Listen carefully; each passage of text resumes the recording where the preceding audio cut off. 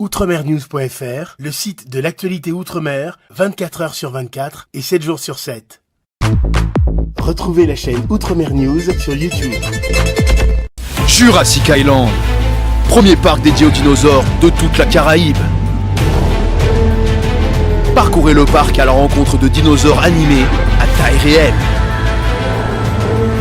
Au programme, plongez dans l'ère du Jurassique en réalité virtuelle avec la toute nouvelle attraction Jurassic VR.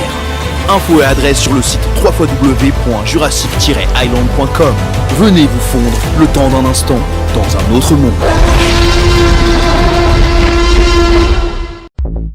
Guadeloupe, actualité.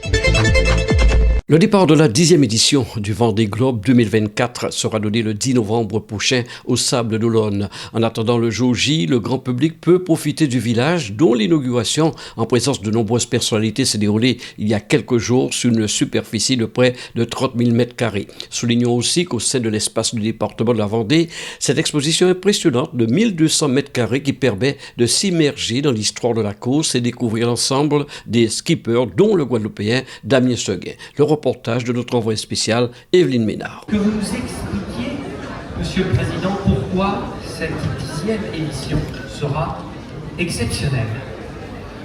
Oui, bonjour à tous et à tous, ou rebonjour pour l'essentiel, j'ai envie de dire. Et pourquoi elle va être essentielle? On en parlait avec Bruno tout à l'heure. Lorsque Bruno a été élu président du département de la Vendée, il a été obligé de prendre son téléphone pour trouver des skippers. Ça a été dit par l'un par l'autre. Merci, si on pouvait s'entendre un tout petit peu, merci. Il a été obligé de prendre son téléphone parce que la crise économique avait fait que c'était compliqué de trouver des sponsors. Et puis là, cette nouvelle version, au contraire, on fait le plein, voire le trop plein. Et c'est pour cette raison que dès 2021, lorsque j'ai été élu, j'ai annoncé que nous arrêterions donc la jauge à 40. Beaucoup de journalistes encore hier me posaient la question pourquoi 40? Parce qu'on veut que ça reste une course d'abord en prenant soin de chacun de nos skippers. Il y a une sécurité à assurer pour les 40 skippers qui vont partir.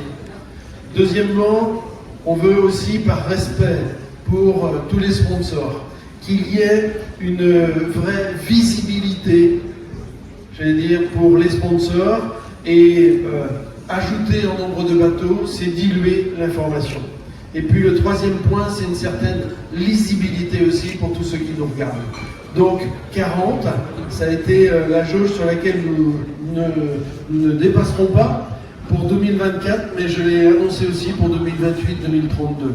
Il faut que nous puissions organiser cette merveilleuse course avec, bien sûr, des qualifications et des sélections. Et j'aurai l'occasion de dire, à la suite du travail qui a été engagé par Patricia Bérangère et l'ensemble du groupe, j'annoncerai les nouvelles règles pour 2028. Mais nous allons vivre, en tous les cas, pour 2024, une superbe édition avec 40 grands marins qu'on a rencontrés les uns après les autres ce matin. Partenaire majeur du Vendée Globe depuis 20 ans. Maintenant, on vous aurait dit ça il y a 20 ans, que le Vendée Globe prendrait une telle dimension. Vous y auriez cru ou pas? Comme beaucoup de choses, d'ailleurs, quand on se lance dans un projet, dans un sujet, on n'imagine pas forcément ce qu'il sera plus tard, et parfois c'est mieux comme ça, parce qu'au moins on a l'énergie pour se lancer, pour démarrer, et pour affronter un petit peu les difficultés. Donc en tout cas, par contre, même si on ne l'imaginait pas, je pense, les uns comme les autres, à ce niveau-là, ce qui était important, c'était de réfléchir sur les fondamentaux. Et au final, que ce soit pour une entreprise, pour un projet de cette nature-là, ce qui importe, c'est d'avoir des fondamentaux et d'y tenir, et de les maintenir. Et de faire après en sorte de pouvoir développer grâce au maintien de ces fondamentaux, mais en apportant toujours quelque chose. Et ça permet évidemment de passer les différentes épreuves. Alain Leboeuf en a parlé, moi aussi ça m'a toujours marqué cette édition-là où il y avait très peu de bateaux. Et parfois on se dit mais ça va être quoi l'après? Et au final, en repartant de ce socle et en continuant à investir dessus, ça permet de dépasser et de proposer autre chose après. Donc je pense que c'est important pour nous inculqué à Sodebo cette valeur de la durée, de la fidélité, de l'accompagnement, de l'amélioration continue. Ça fait partie de ce qu'on déploie chez nous et c'est ce qu'on a trouvé aussi au sein du Vendée Globe et qui fait qu'aujourd'hui on est partenaire pour la 6e édition consécutive. On a même fait le Vendée Globe, ça remonte à 2000 avec notre bateau et Thomas Coville qui est toujours aussi notre skipper. Donc voilà, ces fondamentaux-là, on y tient et c'est ce qui fait qu'aujourd'hui ça dure et que ça peut se développer en apprenant d'année en année, d'édition en édition pour proposer ce qui est aujourd'hui quand même quelque chose qui est l'une des 3 plus grandes épreuves françaises et qui a une résonance mondiale. On l'a vu aujourd'hui avec le nombre de skippers étrangers. Il n'y a pas plus heureux que le maire des Sables-d'Olonne le jour de l'ouverture du village du Vendée Globe. Évidemment, on a attendu ce moment avec impatience. C'est un moment fort de la vie sablaise et vendéenne. Moi, si vous me le permettez, puisque j'ai le micro, je voudrais adresser un petit bouquet de remerciements. D'abord à Alain Leboeuf et à ses équipes du département et de la Seine pour la qualité du village qui est offert au public au Sables-d'Olonne. C'est remarquable. Je pense qu'on a atteint un niveau qualitatif tout à fait exemplaire et je pense que ça fait honneur aux visiteurs qui viendront visiter le Vendée Globe et qui viendront au Sables-d'Olonne. Merci beaucoup. Je voudrais adresser aussi mes remerciements aux partenaires, à la région des Pays de la Loire et à Christelle Morancet, adresser mes remerciements à Patricia Brochard et au groupe Sodebo pour sa fidélité. Naturellement, à tous les skippers, à leur team, aux sponsors qui font vivre, qui font battre le cœur du Vendée Globe et battre le cœur des Sables-d'Olonne. Mon dernier remerciement, vous l'aurez compris, il est pour notre ministre de l'Intérieur, Bruno, qui nous fait l'honneur d'être au Sables-d'Olonne ce matin dans un agenda national qu'on sait particulièrement chargé et contraint. Et ce remerciement se double d'un deuxième remerciement parce qu'il nous aura aidé de manière décisive dans les semaines qui viennent de se passer à prouver qu'on pouvait concilier le déploiement des énergies marines renouvelables et la protection des paysages littoraux au large de la Vendée. Merci beaucoup, Bruno. Président de la région Pays de la Loire, votre slogan, la région du Vendée Globe prend tout son sens, région des événements également. Oui, bonjour à toutes et à tous, je suis ravie de représenter Christelle Morancet. Oui, la région des Pays de la Loire est une terre de grands événements. C'est aussi une terre entre mer et terre, et donc c'est la terre du Vendée Globe, mais c'est aussi la terre du 24 heures du Mans. Alors je voudrais dire que c'est une grande fierté de pouvoir avoir ici en région Pays de la Loire cet événement qui est un événement majeur.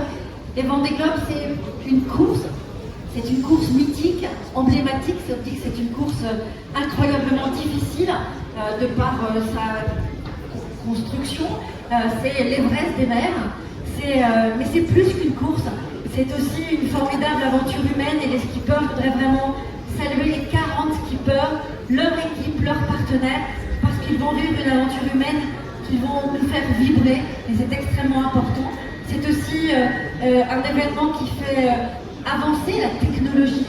Et puis je voudrais vraiment sincèrement saluer le virage qui a été pris par le Vendée Globe et notamment cette orientation qui est sur la question de la préservation de l'environnement, de préservation de nos océans. Et ça, je pense que c'est un virage qui est extrêmement important parce que nous ne pouvons plus vivre comme avant et nous devons préserver notre environnement, notre planète.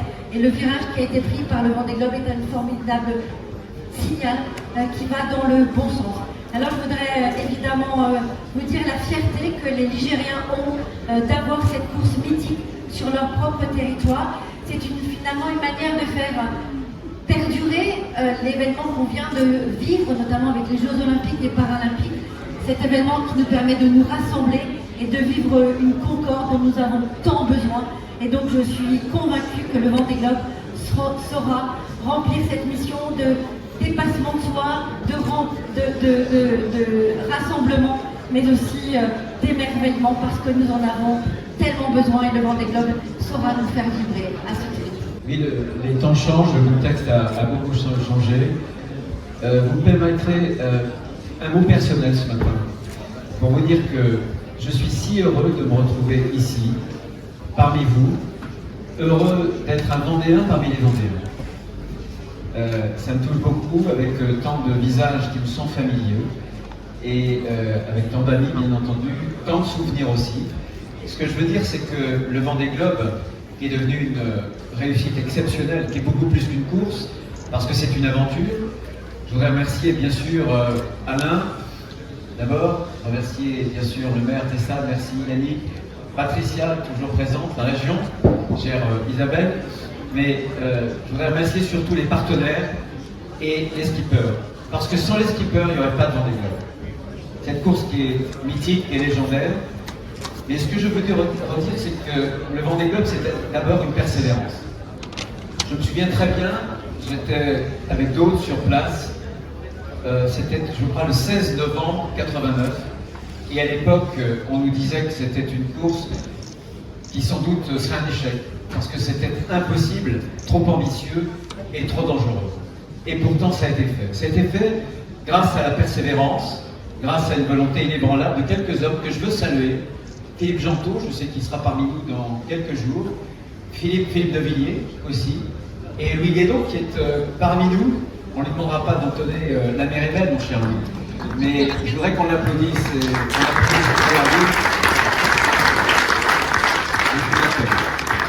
et ce que je veux dire aussi, c'est qu'au-delà de cette persévérance, le Vendée Globe, c'est à la fois un changement perpétuel, mais en même temps des permanences. Évidemment que la prochaine édition, la 10e édition du Vendée Globe, elle n'a pratiquement plus rien à voir avec la première édition du Vendée Globe. Tout a changé, mais en même temps rien n'a changé. Les racines du succès sont les mêmes. Même si évidemment, et je voudrais féliciter Alain de cette heureuse initiative d'avoir lancé le Vendée Globe Foundation en patois vendéen, je crois que tu m'as dit de le prononcer de cette façon-là. Donc on reconfigure en permanence le Vendée Globe. Et le Vendée Globe, c'est une formule magique, mythique. Un homme, une femme, un bateau et les éléments. Et devant ces éléments, on ne triche pas. Un homme, une femme, un bateau et un drapeau. Les drapeaux des 11 nationalités, et on a vu que pendant les Jeux Olympiques, quand on entendait, grâce aux victoires des uns et des autres, résonner les hymnes nationaux, c'était quelque chose qui était poignant. Mais il y aura quand même un autre drapeau, mon cher président. Il y aura les couleurs de la Vendée, qui vont flotter sur tous les océans, toutes les mers du monde.